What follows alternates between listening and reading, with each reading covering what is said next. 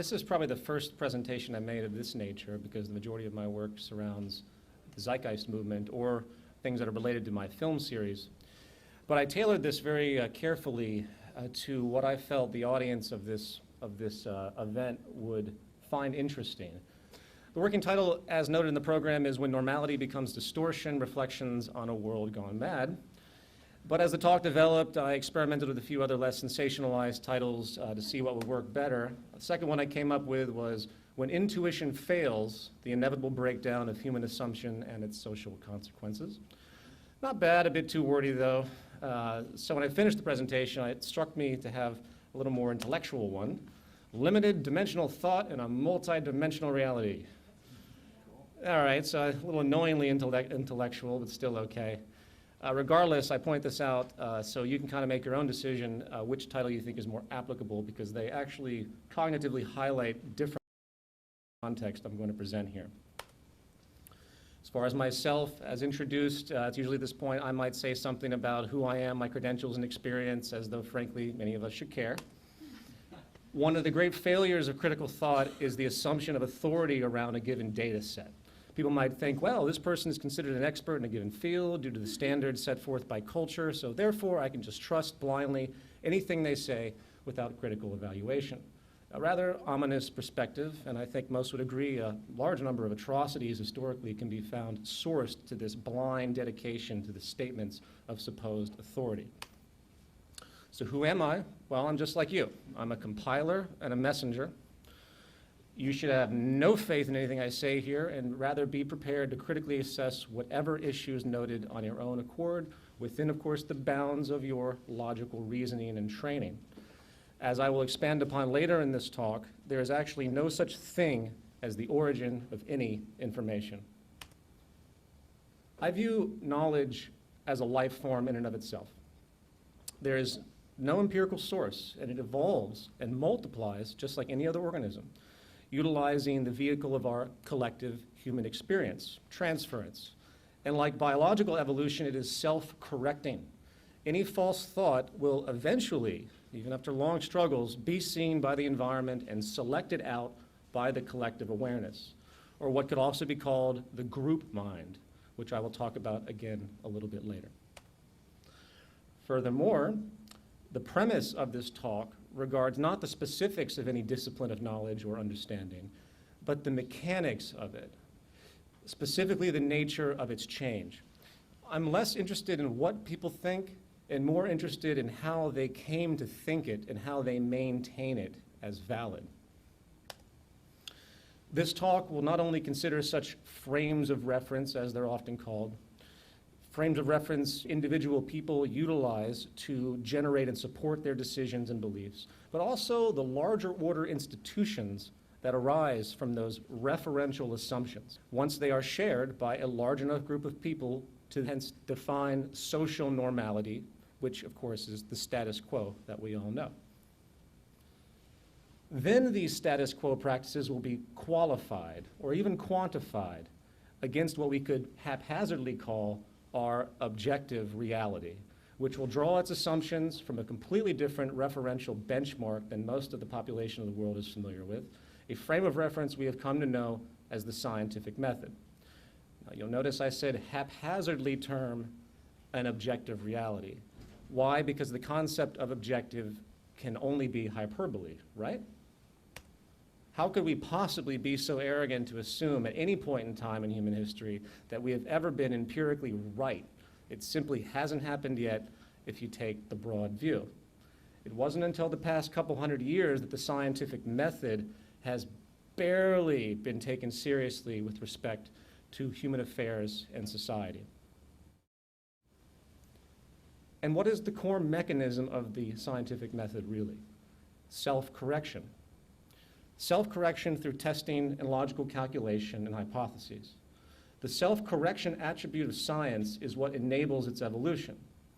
There is no recognized phenomenon that isn't undergoing a constant change of definition as the evolution of knowledge continues. Truth itself is an emergent distinction. It's not a noun, it's more of a verb, which constitutes an approach towards reality, but never ever getting there. That said, it's obvious that we're doing something right, you know. The fact that this building we're in it hasn't collapsed upon us means we have been able to come in harmony with some kind of natural physical law that exists beyond our control. The fact that we understand to a certain degree how our bodies work, creating, say, medicines that can help us in positive ways over statistical time, shows that we are indeed in some kind of alignment with what we call nature, as opposed to blaming our sickness on gods and demons as we did in the past as this organism of knowledge continues to evolve. There does seem to be a pre-existing logic, and this is important to note because people take this for granted, a logic, in fact, which dictates our reality and doesn't give a damn what we think of it and impose upon it. It appears we can either be vulnerable and align as best we can and engage this harmony, or we can walk against it, fight it to our personal and social disadvantage. The unfortunate thing is, as I will continue to address later in detail, our basic social construct as a whole, top to bottom, along with the dominant human values inherent to it that support it, appear to be firmly walking against the natural order that exists, that we are slowly discovering, becoming more and more decoupled from reality, as it were, and hence really our life support. For the sake of argument, I would like to quickly reduce human perception to two basic modes of operation: emergent and traditional. Today, the traditional element is clearly the most dominant. It's the cultural zeitgeist, if you will, no pun intended, is always based on institutions that are tending to perpetuate themselves, non-emergent thought processes and their consequences. Why? Because, well, they're forms of psychological security, aren't they? They're also forms of financial security. Our whole society is actually based upon institutional self-perpetuation, whether it is the preservation of a political administration, a corporation's market share and hence dominance, or say even a religious demographic.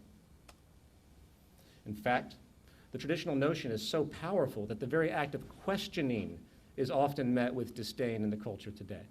Some, in their defense, have even gone so far to suggest that all beliefs and values must be equal and respected, and they must be tolerated in the same element of quality. Is that true? Are all values equal? Does everyone have the right to believe and hence act upon whatever they choose? Are we all to respect everything others want us to? If I put a gun to your head and have the value and belief that you should die, is that acceptable to you? Are you a bigot for not allowing me to express my freedom of belief? Obviously, values are not equal. Some work and some don't. Or more specifically, some represent a closer approximation to reality and others do not.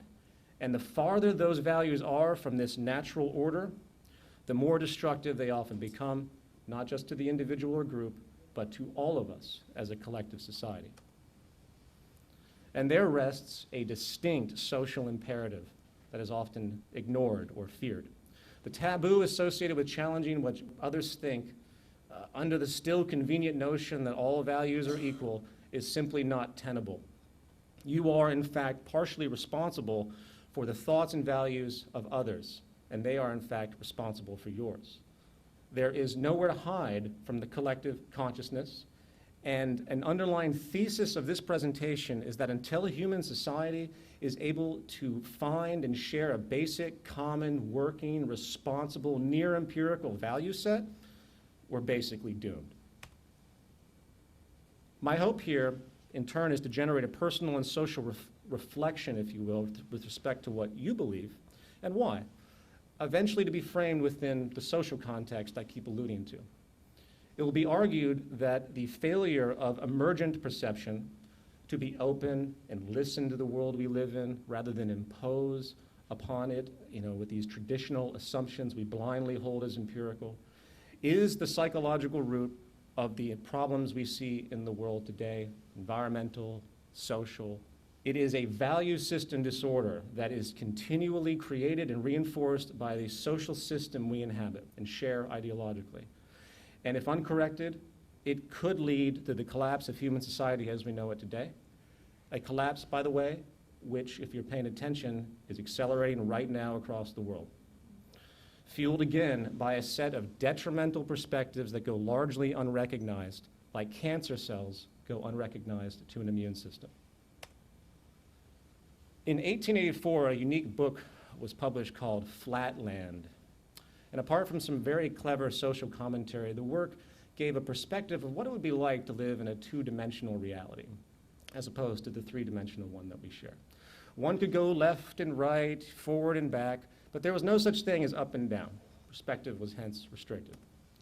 And if something from the third dimension was to come and visit this two-dimensional reality, the perception of that object would be confined to the properties enabled by the two-dimensional view. So a three-dimensional object moving up and down through the two-dimensional plane would be perceived by the inhabitants as this mysterious mutating two-dimensional line. I would like to use this abstract notion as a very loose metaphor with respect to cultural perception. What if those in the two-dimensional flatland had actually always been in the three-dimensional space, but their frame of reference was so limited by the tools of measurement they had, their experience so consistent with the two-dimensional world, their associated values so ingrained and stubborn as generations passed, that they were simply unable to reconcile its presence, even though it was obviously there. They might have even established whole philosophies and institutions based on the appearance of their world, perhaps the Church of Squares, or linear economics, or the party line of politics. But as time went on and their tools and education grew, the consequences of their perceptual folly started to manifest, and the beliefs and institutions they had created started to draw confusion and disorder as a natural evolution. And they might have thought, how could the very fabric of our assumptions that we all share of this reality that seem correct and almost provable over long periods of time, how could they actually be wrong? Around 200 BC, a Greek mathematician named Eratosthenes estimated the circumference of the planet Earth, likely the first mathematically to solidify that it was truly round and not flat. A rather dramatic finding since, well, it certainly looks flat, doesn't it? In Psalm 93 of the Bible, it states that the world is firmly established, it cannot be moved. And in another passage, it states the sun rises and the sun sets and then hurries to rise again. Well, that would make sense too, wouldn't it? After all, when you look at the sky, it appears to be moving around us. In fact, we still use that premise of thought in our language. We still say up and down when it's really out and in. We even still say sunrise and sunset, interestingly enough. It wasn't until Galileo really introduced our now obvious heliocentric solar system, and it was confirmed, obviously amongst much traditional controversy, I might add.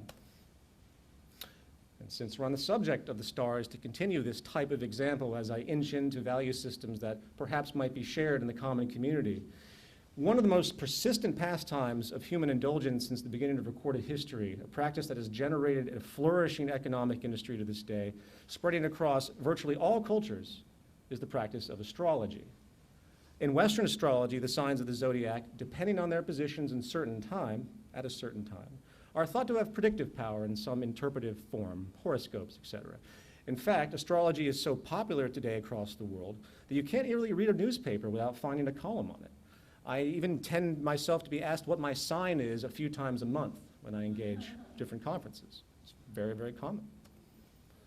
But what is the basic perceptual source of this belief, especially in Western tradition? Well, it might as well be straight out of the book Flatland. First of all, the view of all constellations are seen as two-dimensional, yet the luminance of those celestial bodies that make up those forms are actually distributed across vast distances in three-dimensional space. Constellations, as we know them, simply do not exist outside of the prima facie pictures we see in the night sky. Second, stars are not fixed, as we came to understand. They are born and they die like us. It is the illusion of permanence given our very, very short duration on this planet in regards to human evolution and cosmic time that we think these 2D pictures will be the same for eternity, holding hence empirical value. Third, to reintegrate the 2D flaw, if you will, it's only a fixed perception from the planet Earth. If we were viewing these same stars from another side of the Milky Way galaxy from a different angle, they would not represent anything close to the forms we see from here. So despite the popular culture's interest, which is actually quite romantic, I have to admit, given the deep yearning to understand our place in relationship to the universe, relationship, by the way, which is the most common definition of spirituality, we are only left, however, to realize that in what I will call the expanded dimensional reality, debunking the limited dimensional perception, no different than the surface thinking the world was flat or the sun moved around the earth, but yet most today won't argue those facts as adamantly as they will argue their belief in astrology. Another example of this limited dimensional perception comes from the cultural characteristics of the period of origin of certain ideas. Just as the constellations still today are recognized for their names after spoons and ox carts and scales and common animals, as opposed to space shuttles and TVs and laptops and smartphones, the projections of thought of any point in time can only reflect the state of knowledge at that point in time. It's a dead giveaway. The traditional religious systems of belief, for example, contain the rhetoric not of an advanced technological society or a society of advancements in, say, civil rights or advanced medical treatments. No, it contains the period-based cultural values that occurred thousands of years in the past. Did God invent man or did man invent God? Do the depictions of monotheistic gods appear like us? Why do they? Why do they appear like us? Why do they have tempers like man? Why are they emotional and judgmental and volatile and retributive? Why is it that monotheism is common to desolate desert cultures, while polytheism is common to lush, diverse rainforest cultures? Is it random chance that nearly all the early gods of Greece and Egypt actually related to natural phenomenon? The sun, the moon, the stars, the ocean, water. It's almost as though the minds of those who created these stories and ideas were trying to figure out what the natural world was and what it was doing. And they could only impose their culturally specific ideas upon them as the organism of knowledge continued its evolution. Why are the gods in traditional African religions black and the gods of the West white? Why are the gods of patriarchal societies always male? And why is it that people born into cultures that support these beliefs tend to perpetuate them? How often do you hear of an Arab person born in a Muslim culture magically becoming Jewish as a child? I'm sorry to stand in what could be a controversial opposition to the beliefs of what are really billions of people that ascribe to, say, astrology or theistic religious belief. But when the perceptual context of origin of these belief systems are taken into account, we find a clear, limited dimensional perception, cloaked as relevant through traditional perpetuation, denying the emergent nature of our reality. And this leads me to the true focus of this talk, believe it or not. For the limited dimensional perception, I apologize for the kind of annoying techno jargon, but it's the best I can come up with. This limited dimensional perception I speak of is not limited to these obvious examples. And the very fabric of modern society with respect to our economic, legal, and political system is no different, not to mention the vast number of contemporary value distortions that continue to masquerade as viable, applicable, and hence normal. How many people here are Republicans? How many people here are Democrats? How many people are Republicans and don't want to say it? How many people here are independents? How many people here reject all political parties and find the political concept itself as outdated, unscientific, and detrimental to social progress? Wow.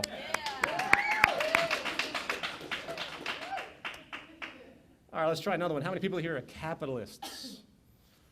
How many people here are socialists? How many people here find such notions to be equally as outdated, arbitrary, and useless with respect to truly efficient economic management? Thank you. Just as people are born into a culture that supports traditional religious belief, tend to conform their values and perpetuate those values without critical thought, so do almost all of us when it comes to our modern social institutions, which we think are intellectually viable and separate from the religious dogma. Let's take, for example, government and politics.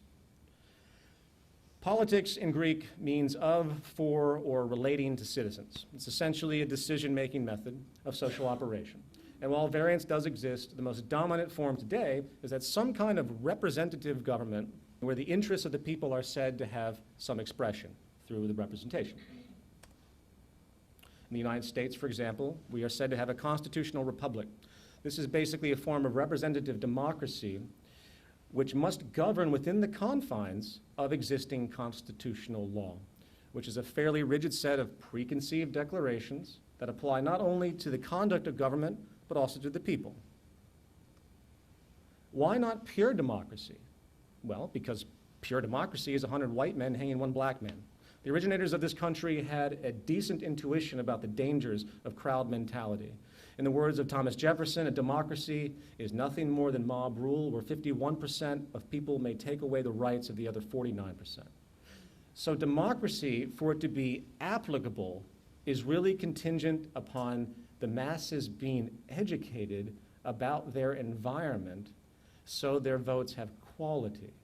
And since that's very, very, very, very hard to qualify, a benchmark of rights, hence the Constitution, had to be created to enable some form of regulation. I hope that makes sense, because this train of thought is going to carry farther. It's a benchmark. The issue of a benchmark, if you will, as I like to present in this exercise, doesn't just occur with democracy. It's also applicable to the monetary system, or the market system of monetary economics, to be specific. Today we have what you call a free market. It has a nice ring to it, doesn't it? It seems to feed the same value association we have regarding democracy, you know, so-called freedom of choice.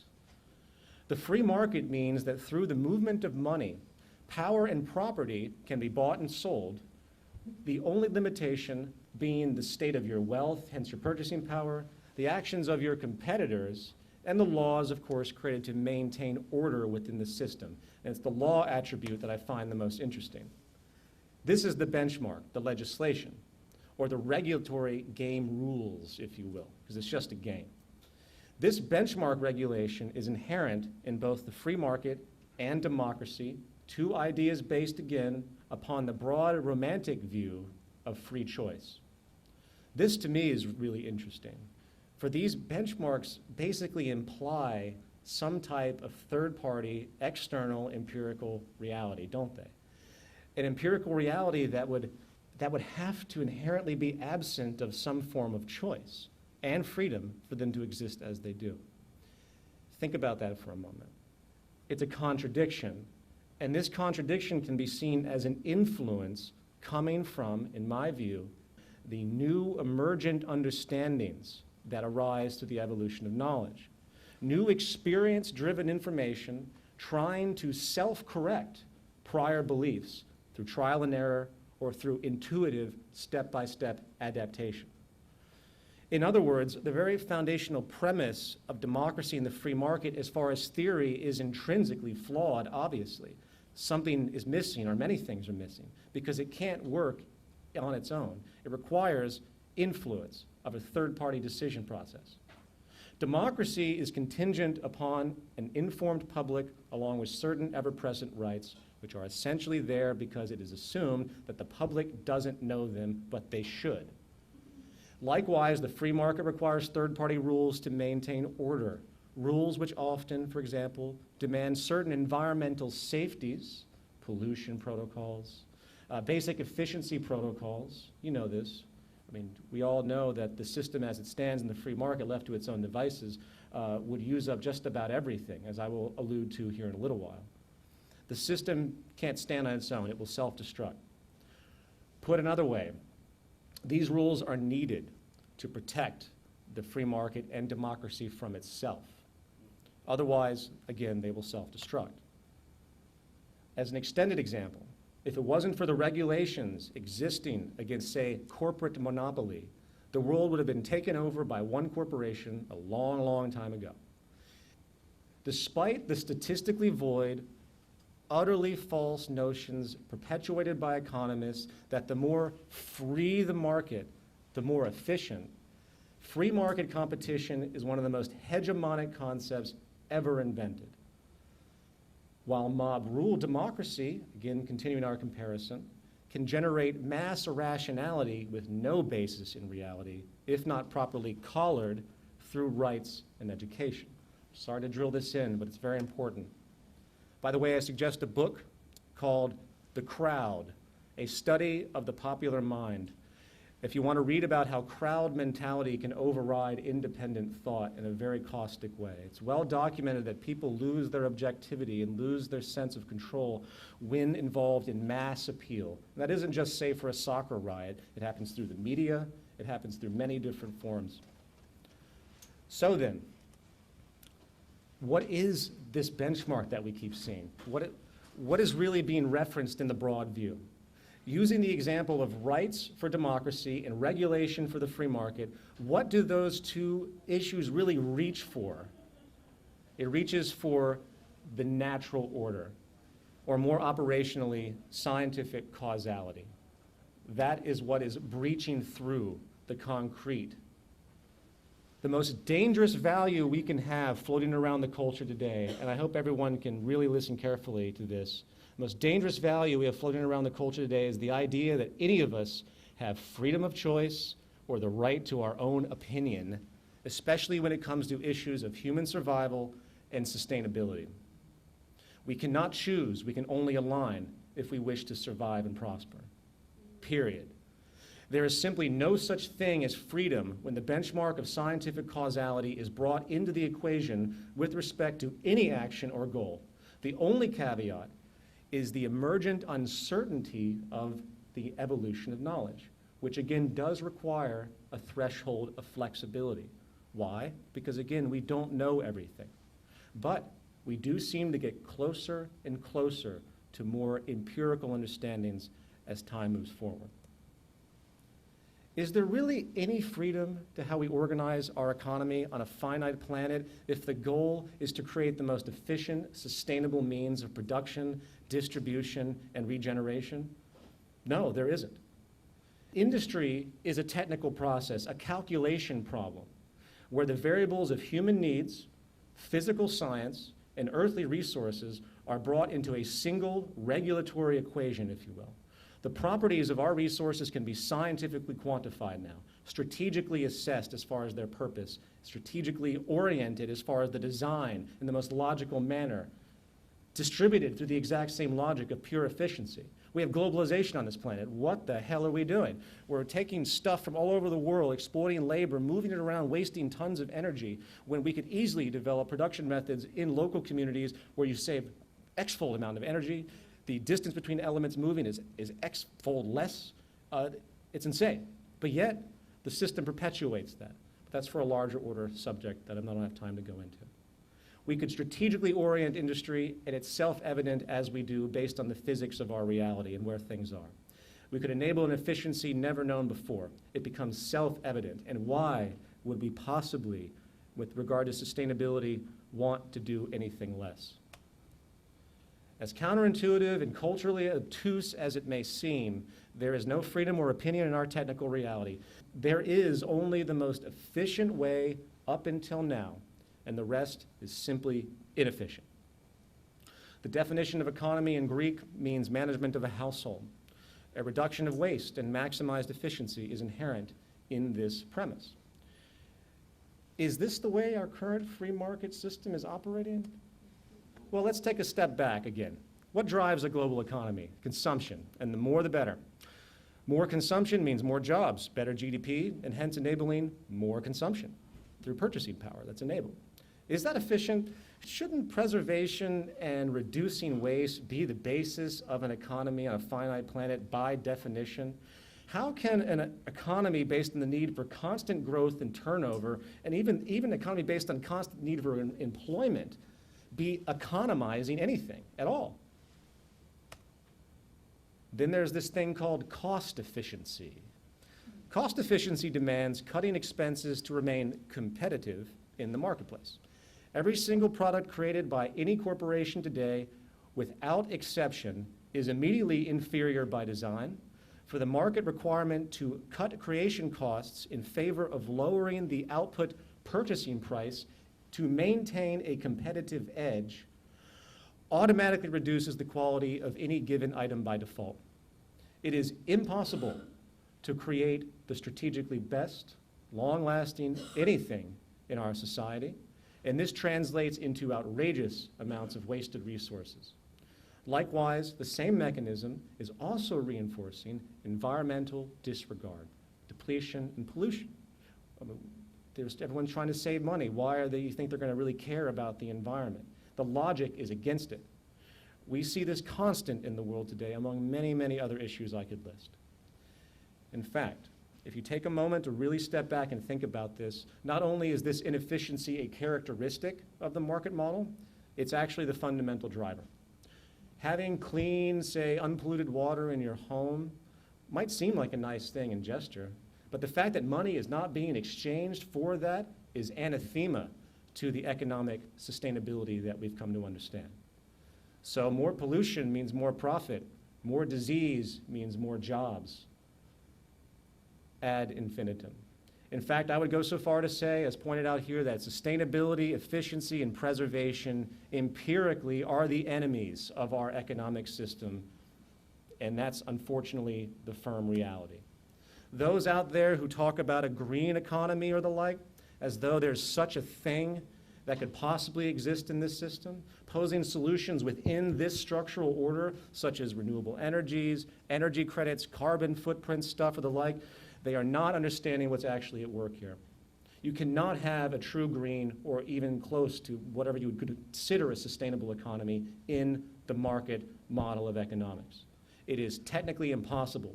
The system would fail if we ever wanted to operate on a truly technical, sustainable level, for the system is in fact fueled by the exact opposite set of mechanics. I would even go so far to challenge, for those out there that basically at this stage are not in favor of the complete abolition of the market economy as the solution to the destruction of our environment, not to mention the collapse of the social order itself we are seeing, while working to replace this system with a truly technical approach for resource management, proper scientific allocation, seeking the highest level of efficiency possible at every turn in production and distribution, for maximum sustainability, which is a technical distinction, including proper allocation of labor and everything else, you're really just engaging in patchwork. It's not going to do anything in the long run. And we're wasting time because time is literally running out. This, again, coming back to my premise, is the result of our limited dimensional perception. We have based our economy on outdated notions of human behavior and convoluted notions of supposed freedom and ignored the true technical reality, true environmental reality that actually supports and sustains our lives and creates good public health. This realization that our true economic benchmark is science, and hence the self-evident calculation requirement needed to streamline our efficiency, inherently voids the entire basis, again, of free market economics itself. I can't reiterate that enough. For it simply makes zero technical sense scientifically and is, in fact, provably now working against our survival and accelerating. Coming back to politics, let's take a quantum leap outside of our traditional assumptions for a moment. What does the political institution and hence government really do? Why do we even have it? They work to compensate for the inefficiency of the economy. That's it. That's the only reason they're there. When people are not getting their needs met, they often resort to so-called crime. So government invents laws to silence those victims of the economic efficiency. Likewise, if we need resources being held in another sovereign nation, aka region of the planet, and we are not economically getting along with them, we engage in war to steal those resources, not to mention protect ourselves from others who might want to steal ours. There is no war in history that has not been based upon resource acquisition or protection. Likewise, the world's divided into gangs. You ever notice that? We still have these things called countries.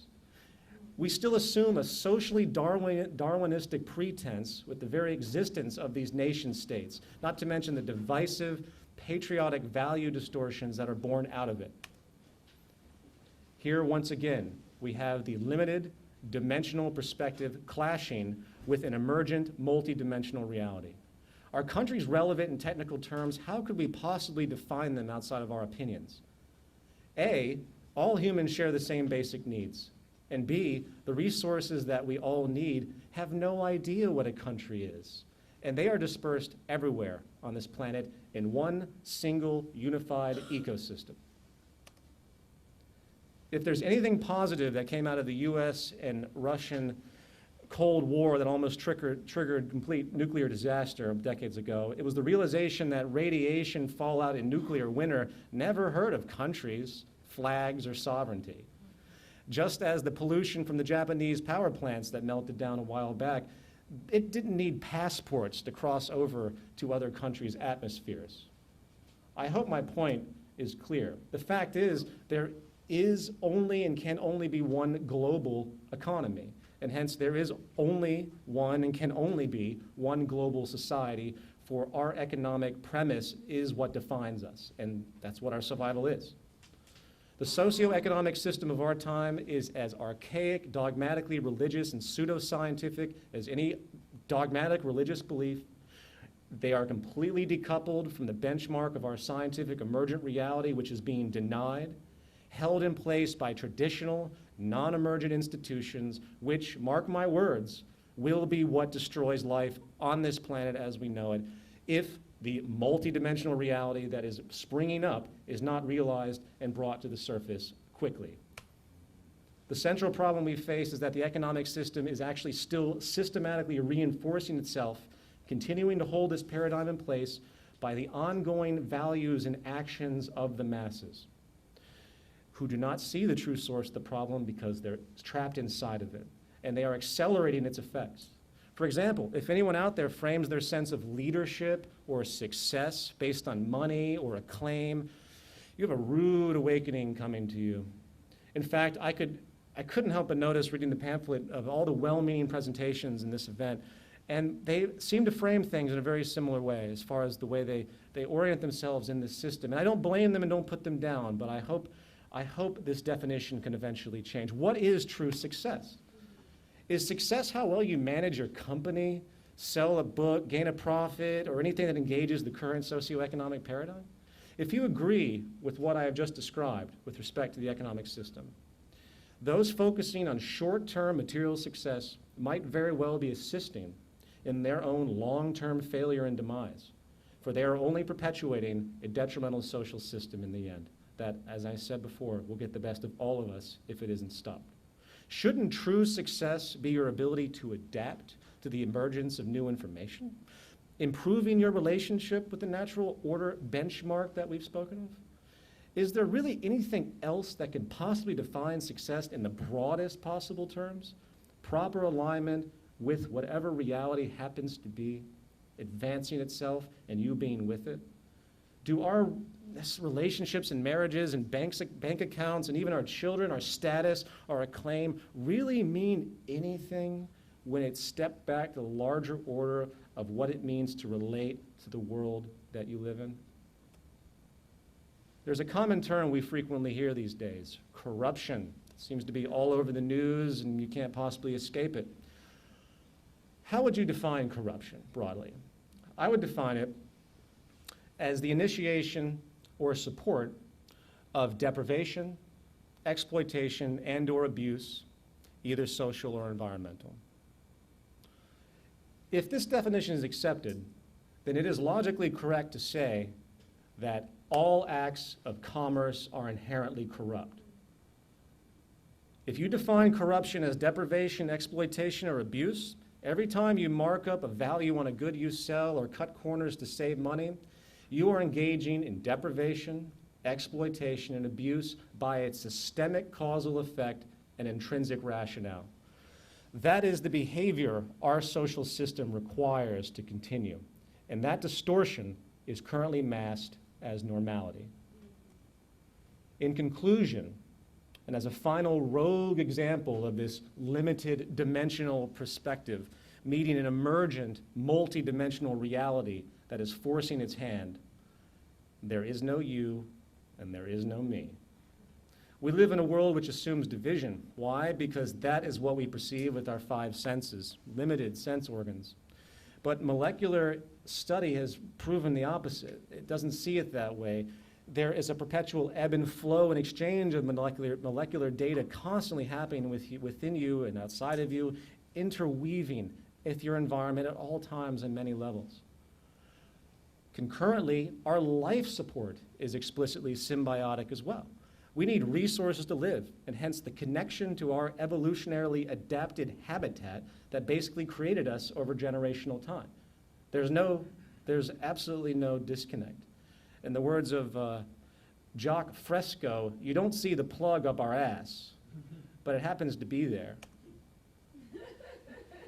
And then we have the knowledge level as well, as I alluded to before.